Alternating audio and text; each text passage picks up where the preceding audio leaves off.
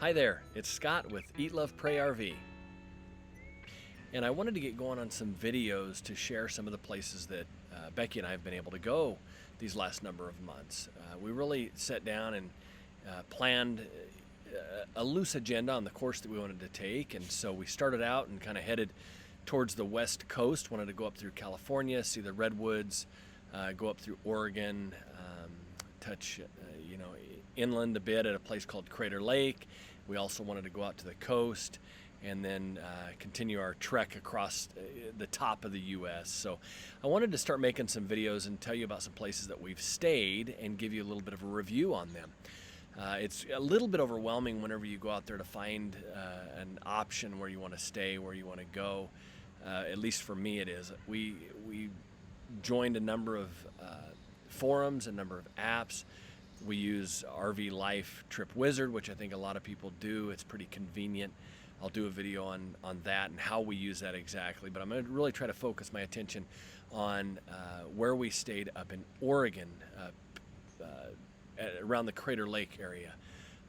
So we wanted to go to Crater Lake. Many have never even heard of it. It's an incredible, incredible lake. I mean, your eyes just can't even take it all in. Your brain has a hard time processing the beauty up there at Crater Lake. So we stayed down in a place called Klamath Falls, and it's probably about 30 miles or so from the entrance, but we stayed at a little place called Waterwheel Campground, Waterwheel RV Park, and that is literally about 2 blocks from the road that takes you in to connect with the national park of Crater Lake. So it's pretty tough to stay any closer to where you're going to have a chance to get into the park. This particular RV park was very, very easy to access. Had a great area for the dogs to run, a lot of grass, a big grassy area, and they would allow them to go off leash. It had a little river running right through it. You had access right there from the campground, so you could go and you could fish, you could let the dogs swim, you could swim, whatever you would like. It was a really, really nice little RV park. Now, the spots were a little cramped. It was a little, it was pretty tight in there, but for us, we were only going to be there for a couple of days. And so we stayed there. We thought it was a great place to stay. Everyone was friendly. It was, well kept. It was clean. It was safe.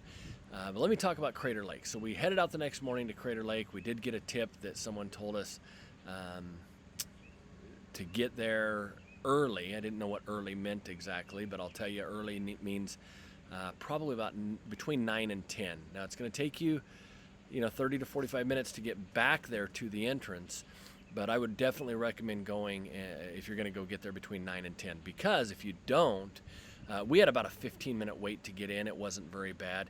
It's pretty inefficient there at the national parks, from my perspective, that they can't get everything processed much quicker.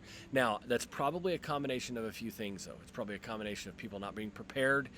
Even if you have an annual pass, which we got, I believe that was $80, and it's good for a whole year at any of the national parks, which we already used it 3 times within a week. Probably people not prepared when they show up to the gate with their annual pass, because you have to have your ID also and they have to match. So if you don't have that ready, people fumbling around, it's going to take a few extra seconds, maybe a few extra minutes to get that.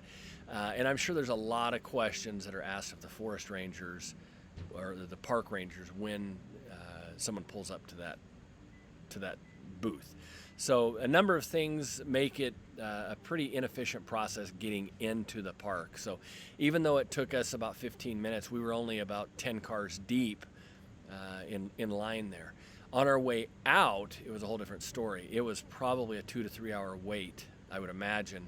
And I'd heard of those horror stories, but it was probably a 2 or 3 hour wait to get in when we came out of the park at, it was probably about 1 o'clock in the afternoon, between 12 and 1.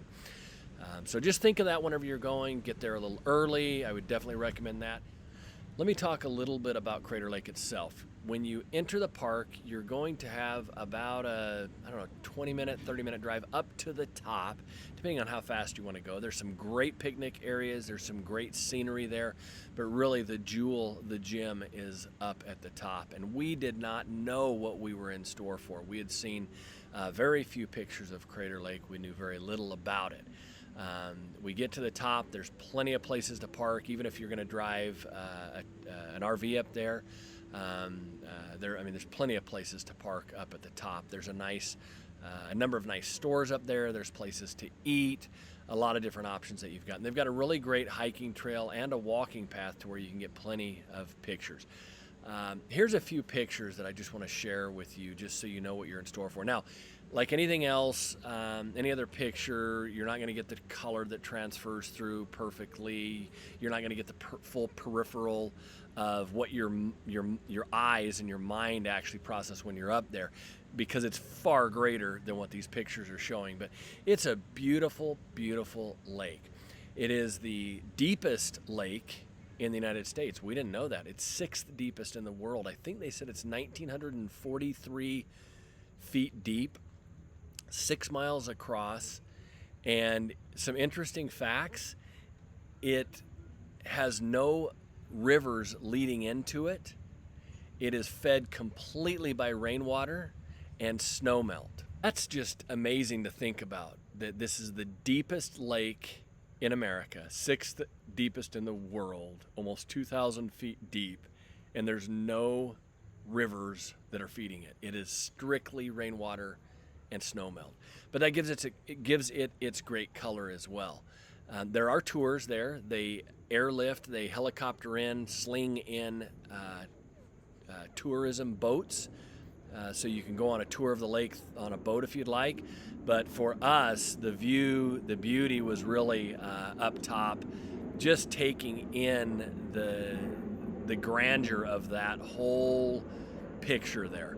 Now, what happened is, it was a 12,000 foot tall volcano. The volcano erupted, it imploded. What they were left with, or what we're left with, is a giant crater. It had magma in it that solidified and hardened, so it became a solid base, not letting water out. A really good platform to have a lake built on. And then it was just filled with rainwater and snowmelt. It's absolutely beautiful. The colors are unbelievable of it. It's a bluish green that I've never seen in my life. And it's a great opportunity for photos, just a wonderful place to stop. Now, I want to tell you about one other place. After you're done sightseeing, we went to a great restaurant that night. It's just out of Klamath Falls.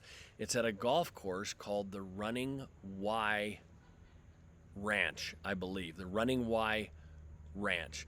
And the food was great. We ate out on patio seating. The food was unique and tasty, and it was pretty affordable as well. So we loved that. If you wanted to wrap up your day with a nice dinner somewhere, that's a great suggestion. It's about 30 miles the opposite way out of Klamath Falls. So hopefully this is helpful. I would strongly encourage putting Crater Lake on the shopping list if you're going to be in that area. If you have any questions, feel free to email me. I can send you more pictures. I can give you a little bit more insight. I can give you some more feedback if you have any questions. Thank you so much. And if you would, I would ask you to subscribe to my channel. These channels, once you get 1,000 subscribers, which just seems like a lot to me, 1,000 subscribers and 4,000 view hours on your channel, you get to monetize things. So that would obviously be helpful.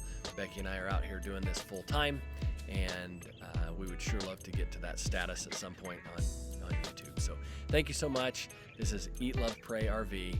Scott Harding. Have a great day.